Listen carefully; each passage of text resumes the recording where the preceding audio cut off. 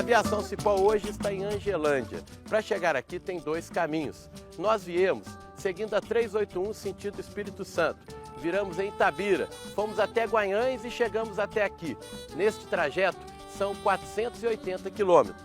E estamos voltando por Diamantina e Curvelo, que soma 550 quilômetros. Aqui nós vamos mostrar a força e a tradição das bandas de taquara, seculares na região. Tem também o Alto dos Bois, que tinha um quartel no século XIX e tem belíssimas cachoeiras. A força do café na região e a história recente de Angelândia, além do artesanato e da receita. Com a gente, você viaja por Minas Gerais. Com a CVC, você pode conhecer o nosso estado, o Brasil e o mundo com a melhor agência de viagens do Brasil. Então, siga em mais esse passeio com a gente pelo Vale do Jequitinhonha.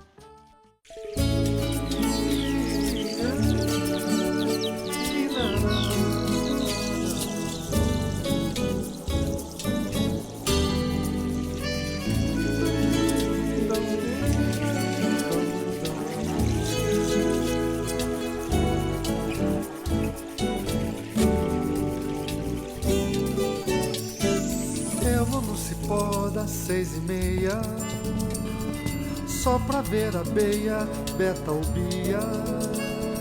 Eu vou pela via, Aviação Cipó, levo muita paz e alegria.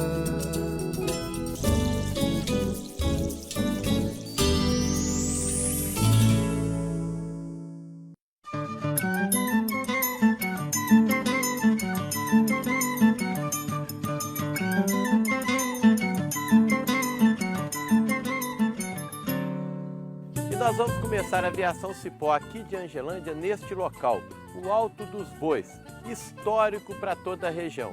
Desta fazenda surgiram os municípios de Angelândia, Turmalina, Malacacheta, Minas Novas e até Teófilo Otoni, tudo das terras deste local. É verdade, Dega? Correto, Toledo, sim. E não só Teófilo Otoni, mas até a cidade histórica de Diamantina, naquela época não existia. Existia o Cerro Frio, onde é a cidade de Cerro hoje. Então, desse povoamento aqui, né, foi aparecendo cada cidade dessa. Correto.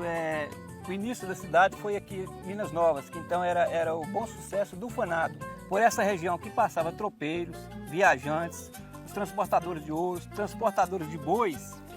E naquela época era muito violento, que índios na época que chamavam botocudos. Esses botocudos vinham da região de Peçanha, lá no Rio Doce. Quando eles sabiam que passava por aqui, aqueles viajantes transportando ouro ou gado, eles vinham aqui, atacavam essas pessoas, tomavam as mercadorias e até matavam. E esses índios eram canibais. Então o governador da época, o provedor João VI, já recém-chegado de Portugal, mandou que instalasse aqui em Alto dos Bois um quartel com 30 policiais para dar segurança. Eram os dragões, né? Eram os dragões. Fala um pouquinho dos portugueses aqui. É verdade que eles dominavam tudo? Sim, naquela época da mineração, eles vieram da região de Minas Novas, que era a Vila do Bom Sucesso do Fanado. Então eles vieram para essa região à procura de região para pastagens boas, plantio de milho e tal. E para essa região veio 3 portugueses. Entendeu? Eles subiram no morro ali e falaram subiram no alto. Naquela época as terras ninguém era dono. Então os 3 portugueses subiram lá, Antônio Gomes Leal, os outros subiram lá no morro e falaram assim, aonde minhas vistas enxerga aqui é minha. O outro virou, aonde minhas vistas enxerga é minha. E o outro, aonde minhas vistas enxerga é minha. Era fácil demais, né? Muito fácil. Naquela época as terras não tinham dono. O cemitério oficial da região era aqui. E eram trazidas pessoas para serem enterradas aqui de todos os locais? Correto. Esse cemitério foi construído na época pelos portugueses. Como não existia nenhuma cidade naquela época na região, e eles traziam as pessoas, como era o costume católico de enterrar as pessoas em um cemitério, então eles traziam pessoas de 100 quilômetros, 80, 100, de longe para enterrar. Carregando no ombro, isso, vindo com mula, com tudo, para poder trazer mantimento. O cemitério existe até hoje, né? Existe até hoje, de pedra sobre pedra, construído por escravos. Nós vamos contar ainda várias histórias aqui, né? Daqui a pouco vou conversar lá dentro da fazenda. Tem uma forma de pintar e de limpar a fazenda muito interessante que vocês vão adorar. Vamos também a uma cachoeira aqui nos fundos, né, e mostrar que aqui é uma reserva protegida pela prefeitura e que deve ser ampliada ainda, não é isso? Com certeza. Mas não fala disso ainda não, você gosta de explicar direitinho, mas daqui a pouquinho pro pessoal continuar com a gente, beleza? Beleza. Cachoeira e a história dessa reserva.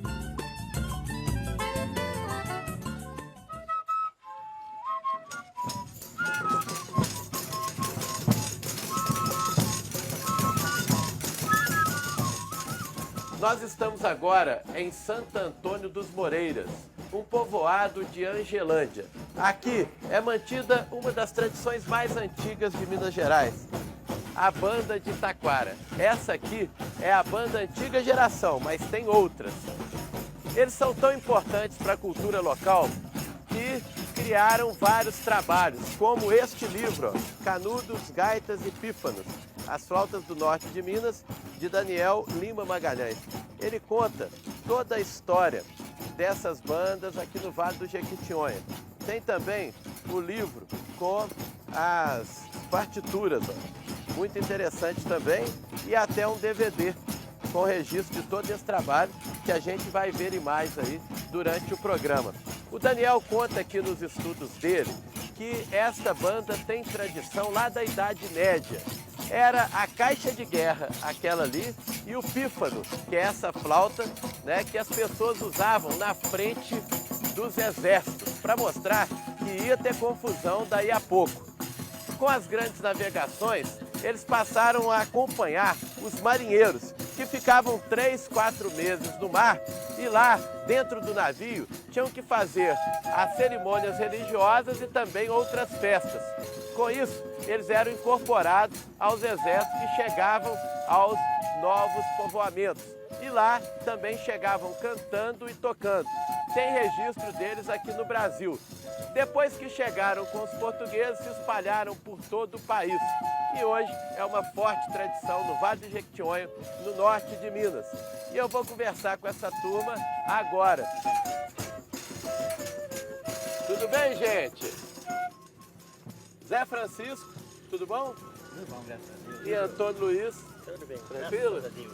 São os comandantes aqui, né, dessa banda de taquara, antiga geração.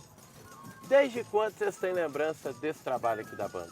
Eu comecei a trabalhar a partir de 1970. Mas isso é de muito mais para trás, né? Isso é de muito mais anos, lá para 150 anos. Ou Mas- mais, né? Isso, mas eu comecei a trabalhar a partir de 1970, é que a gente começou a fazer parte dessa banda de taquara, que hoje leva o nome Antiga Geração de Santo Antônio dos Moreiras. Vamos falar um pouquinho dos instrumentos, né? Eu vejo que tem aquela caixa de guerra que o Daniel fala aqui no livro dele, né? Que vem lá da Idade Média. Vocês chamam ela aqui como? A gente chama ela de caixa, né? Só Ela caixa. não leva, aqui ela não leva outro nome. Tá, vocês são chamados também de canudeiros porque tocam o pífano, né? O pífano. Que é essa flauta. Isso. Ela é de bambu, gente, por isso que se chama, ó, banda de taquara. Agora a gente vê que tem gente nova aí na banda, então tá garantida a renovação Nós da vamos fazendo turma. assim, passando para os mais novos. Então daqui 100 anos, 200, vai ter a banda Mas aqui a ainda. mesma coisa. Vocês são tão importantes que vocês viraram motivo desse É. livro aqui do Daniel Lima, né? Muito lindo, né? Muito bonito, a gente muito mostrou bonito. imagens aí. Parabéns, viu, Daniel? Parabéns para todo mundo, como Obrigado. vocês todos aqui, que lutam e mantêm Obrigado. as tradições de Minas Gerais. Vamos ouvir mais um pouquinho da banda? Vamos tocar?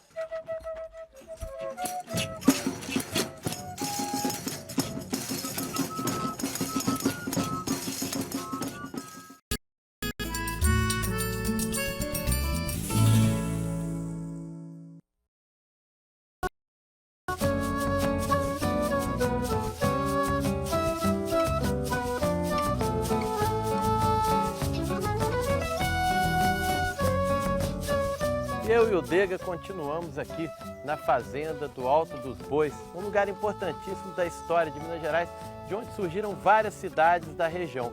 Mas eu fiquei com uma curiosidade na nossa conversa anterior. Esta casa foi construída para ser quartel ou foi uma casa de moradores normais adaptada?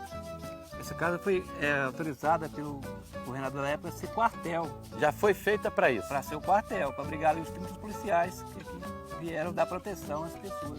Quantos cômodos ela tem? Essa casa tem 22 cômodos, tem locais até interessantes, tem passagens, tem entrada, saída, então estratégica, entendeu? E tem também no morão da casa, lá você pode ver que lá tem... Aqueles pontos ali que eles ficavam vigiando De para dentro ver. eles vigiavam a estrada, a passagem dos inimigos que vinham. Entendeu? Então são coisas estratégicas. E ela é construída, gente, ali no final do século XVIII, início do século XIX, para proteger os moradores aqui da região dos Índios. E chamam também atenção nesta obra alguns detalhes da arquitetura da época, como as pedras, né, Diego? Exatamente, Claudito. Você pode perceber, lá no cemitério, nós olhamos agora, essas pedras foram colocadas ali por escravos. Foi o escravo que ajudou a construir tanto o casarão quanto o cemitério. Você pode ver que é pedras sobre pedras. Eles carregavam uma por uma distância longa nas costas para poder montar esse alicerce, tanto o cemitério. Que trabalheira, hein? A gente vê que a pedra servia de base, ela está também ali para baixo, né, da terra, fazendo a base da casa. Ela ia até lá em cima, né, pelaquela janela a gente pode ver as pedras ali também dando sustentação.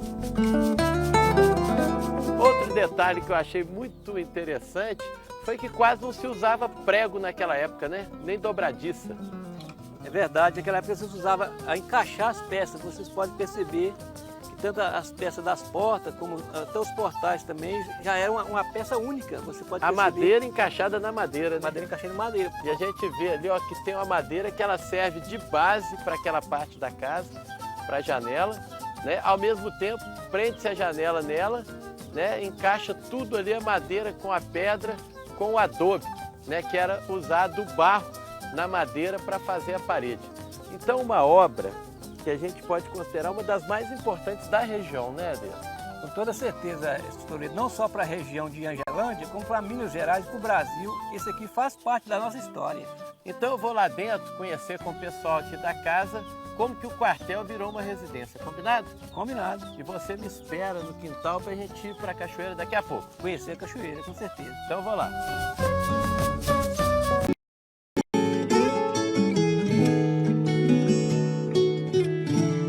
Aqui em Angelândia, como em todos os locais que vou, observo muita natureza. E parei nesse local por causa dessas piteiras, ó. Essas plantas que parecem um abacaxi gigante, mas na verdade não produzem frutos, somente a beleza. Aqui também ao lado tem o mandacaru, ao lado do muro de pedras, uma planta típica também desta região. E eu quero aproveitar com algumas imagens que o nosso cinegrafista fez, o Jorge Vieira, para você refletir. Você está vendo imagens de plantas do Cerrado, cada uma mais bonita do que a outra. E o Cerrado, gente, está sendo dominado pelas plantações de eucalipto e por outras monoculturas. A gente precisa refletir, porque estas belezas podem desaparecer. É preciso mudar esse quadro, é preciso revertê-lo, porque o progresso é importante, o desenvolvimento também, mas que eles venham acompanhados de respeito pela vida, pelas vidas dos homens, das plantas e dos animais. Porque sem água, sem terra, sem planta, não há qualidade de vida. Então, viva o Cerrado e vamos lutar por ele.